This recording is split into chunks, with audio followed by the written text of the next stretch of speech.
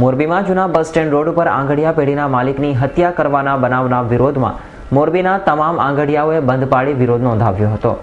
મોરબીમાં ગઈકાલે મંગળવારે જૂના બસ સ્ટેન્ડ રોડ ઉપર શ્રીજી પેલેસ નામના કોમર્શિયલ કોમ્પ્લેક્સમાં બીજા માળે 207 નંબરની ઓફિસમાં લક્ષ્મી સેલ્સ એજન્સી નામની આંગડિયા પેઢી ધરાવતા વલ્લભભાઈ મનસુખભાઈ હિરાણીની લૂંટારુઓએ છરીના 3 ઘા ઝીકી નિર્મમ હત્યા કરતા ચકચાર મચી ગઈ હતી।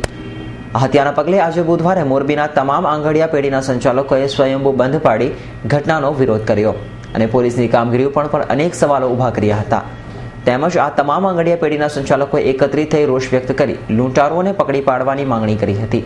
પોલીસ તપાસમાં હત્યા કરી લૂંટારુઓ 4.26 લાખની લૂંટ કર્યાનું બહાર આવ્યું છે। ગઈકાલે રાત્રે વલ્લભભાઈના પરિવારજનોએ લાશ સ્વીકારવાનો ઇનકાર કરતા અફરાતફરી મચી ગઈ હતી અને થોડીવાર મામલો ગરમાયો હતો અને આ ઘટનાને પગલે રાજકીય આગેવાનો તેમજ પરિવારજનોને મનાવવા દોડી આવ્યા હતા। બાદમાં પરિવારજનો દ્વારા લાશને સ્વીકારી લેતા મામલો શાંત પડ્યો। પોલીસે લૂંટારોની શોધખોળ કરવા આજે ડોગ સ્ક્વોડ, FSL તેમજ ફિંગરપ્રિન્ટની મદદ લીધી છે। ત્યારે મોરબી પોલીસ લૂંટારો સુધી પહોંચવામાં ક્યારે સફળ રહે છે તે જોવું રહ્યું। અમને જે એના મરણ જનારના પુત્રની ફરિયાદ લીધેલી ને ગુનો દાખલ કરેલો અને ઓફિસ જે તે હાલતમાં સીલ કરી નાખી દીધેલી FSL અને ફિંગરપ્રિન્ટ તથા ડોગ સ્કોડની તપાસ માટે।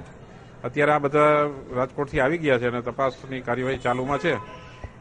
આમાંથી કંઈ સુરાગ મળે એના ઉપર પછી અલગ અલગ ટીમોને રવાના તો કરવામાં આવે છે, તો CCTV ફૂટેજ કે જે કાંઈ પ્રૂફ મળશે એના પરથી આગળની તપાસની કાર્યવાહી કરવામાં આવશે।